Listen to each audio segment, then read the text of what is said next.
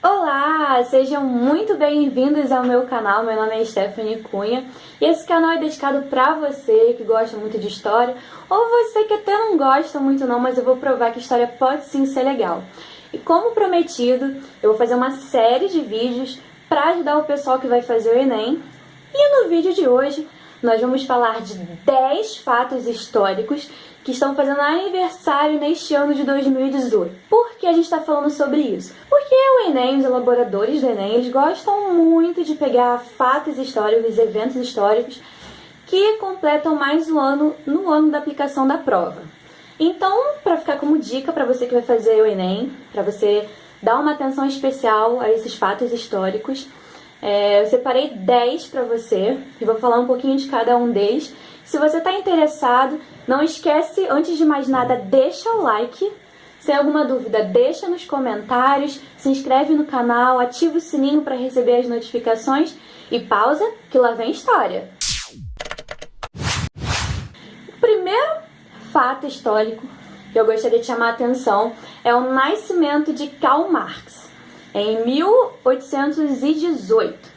Ele nasceu na Alemanha, ele foi um filósofo, sociólogo e jornalista alemão.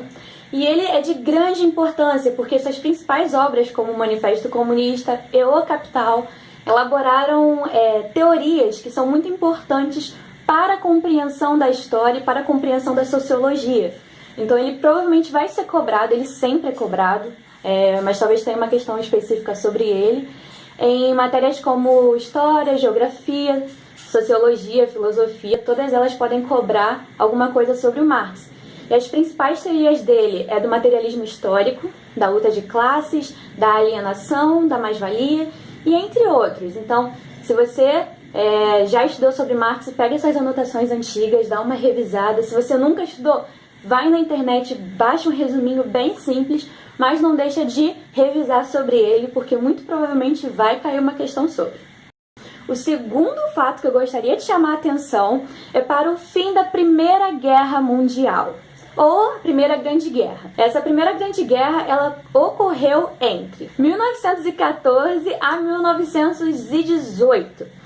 E ela tinha como envolvidos dois grandes blocos, que era a Tríplice Entente, que era formado pelo Reino Unido, pela França e pelo Império Russo, e também era formado pelos reinos centrais, ou impérios centrais, que no caso era o Império da Alemanha e o Império Austro-Húngaro.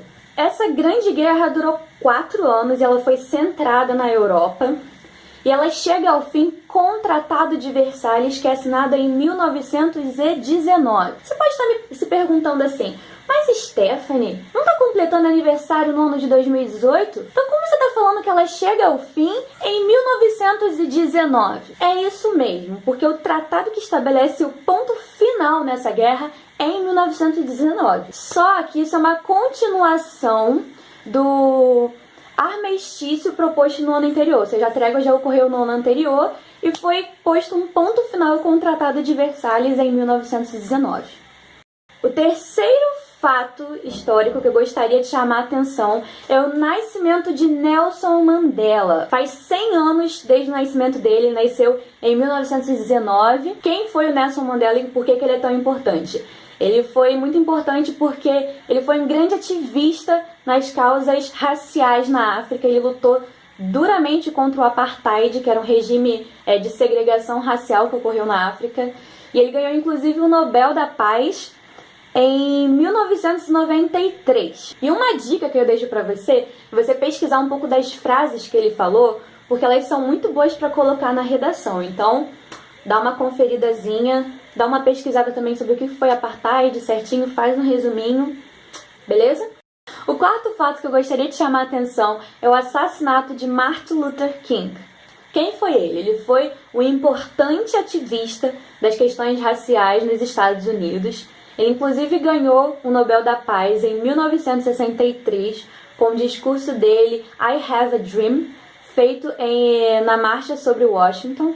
E o seu assassinato foi em 1968. E ele lutava muito pelos direitos civis dos negros, pela igualdade social. O quinto evento que eu gostaria de chamar a atenção é maio de 68, que foi um movimento de estudantes, inicialmente estudantes universitários e do ensino secundário em Paris, que eles fizeram uma greve e que foi duramente reprimida pela polícia. Quando essa repressão veio, essa greve que antes era mais localizada em Paris, ela se tornou generalizada e houve uma greve geral dos estudantes e uma ocupação das fábricas. Por que é tão importante esse evento? Porque ele influenciou vários outros movimentos em várias outras partes do mundo, não apenas na França. Surtiu efeito até aqui no Brasil, a gente vai ver posteriormente, mas teve uma repercussão muito grande e marca um período de renovação dos valores que tinha como cabeça a juventude. E isso foi muito importante naquele período. O sexto fato que eu gostaria de chamar a atenção é o ato institucional número 5, ou AI-5. O que foi esse AI-5? Ele foi decretado em 1968 e ele marca o período de maior repressão do regime civil-militar brasileiro. Por quê? Porque ele abre uma brecha enorme para que o governo, ele de forma arbitrária, punisse todos que fossem contrários ao sistema. O problema é que não tinha nenhum critério, então qualquer um poderia ser perseguido, ser torturado e sumir. E isso acontecia muito, os desaparecimentos foram muito frequentes. Isso marcou o pior período da ditadura no Brasil e ficou conhecido como AI-5, e nesse ano completa 50 anos. Sobre o ato institucional número 5, houve vários movimentos contrários a essa medida do governo e inspirados no movimento de maio de 68, como eu havia falado aqui, comentar isso. Aqui no Brasil houveram vários movimentos sob o lema "É proibido proibir". Inclusive, esse tema ele foi o título de uma das músicas do Caetano Veloso, que foi apresentada no Festival Internacional da Canção. E ele foi extremamente vaiado pelo público quando ele fez essa apresentação. Ele até respondeu ao público, ele falou: vocês não estão entendendo nada, vocês não entendem nada. Foi bem polêmico essa passagem, mas marca que não foi aceito, não foi um decreto que foi incorporado pela sociedade bem visto, não. A sociedade reagiu sim à ditadura militar. Então, não deixe de estudar o período de ditadura civil-militar do Brasil para você entender melhor o contexto da AI-5. O sétimo fato que eu gostaria de chamar a atenção é a criação do Estado de Israel.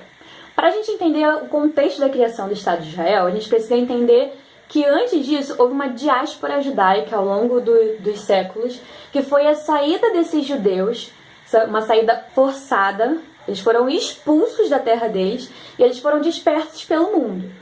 E o que aconteceu após essa diáspora? Após muitos anos, os judeus já estavam espalhados por todo o mundo.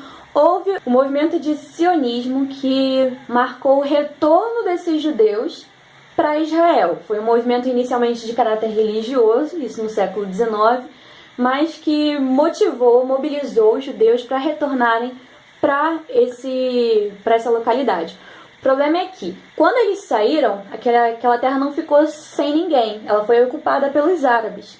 E isso desde 638 d.C., com o expansionismo islâmico, o movimento de expansão do islamismo, aconteceu que os árabes ocuparam esse território, eles passaram muito tempo ocupando esse território, até que no século XIX, com esse movimento de sionismo, alguns judeus passaram a retornar para Israel.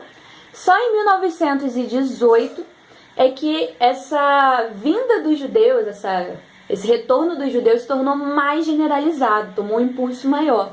Então o que acontece? Em 1948, se eu não me engano, o que a ONU faz? Ela estabelece a criação do Estado de Israel. Só que essa criação do Estado de Israel, ou seja, essa retomada dos judeus à terra que anteriormente era delas, é marcada por um conflito que a gente vê até hoje nesse espaço, entre palestinos, entre árabes e entre judeus.